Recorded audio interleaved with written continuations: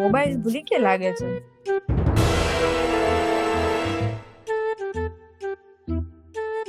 Hello, ઓહો, બોલો બોલો. તબિયત બગડી લાગે છે તમારી. હા જો ને યાર, તને ખબર તો છે 3 દિવસથી ઓલું કોન્સ્ટિપેશન જેવું થઈ ગયું છે ને, હજી હરખું નથી થતું. કરાઈ દઉં તમને. હે શું બોલી? કરાઈ દઉં એટલે? Hello, 1 minute. તમે છે ને સાંભળ પણ, તું શું બોલી? કરાઈ દઉં એટલે શું? એ જ કહું છું. હું પણ તમને ખબર છે તમારો મોબાઈલ તમે ઘરે ભૂલી ગયા છો? હે એવું છે?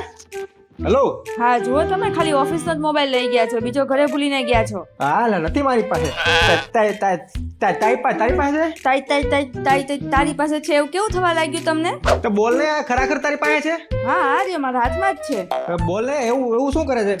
મૂકી દે, સ્વિચ ઓફ કરી દે. હું બધું અત્યારે અંદરનું જોઈ રહી છું.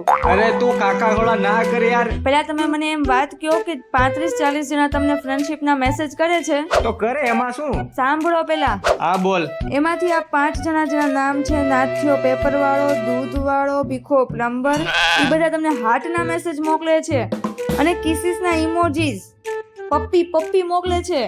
પપ્પી એટલે દૂધ વાળો ને પેપર વાળો, કેસીસ ને ઇમોજી મોકલે એમ? તમે નાટક કરો છો કે તમને કઈ બિલકુલ ખબર જ નથી? મને કેવી રીતે ખબર હોય? તારી પાસે તો મોબાઈલ છે. આજનું નથી. એટલે દૂધ વાળા ને કદાચ પેપર વાળા બે ને મેં એને ડિસ્કાઉન્ટ આપી દીધું છે. તું પૂછડું છોડ ને એનું. અચ્છા, તો બીજી વાત કહો કે આ પિન્ટુ ગેરેજ વાળો તમને એમ કેમ પૂછે છે કે તમે જમ્યા કે નહીં? હું પિન્ટુ ગેરેજ વાળો એવું પૂછે છે?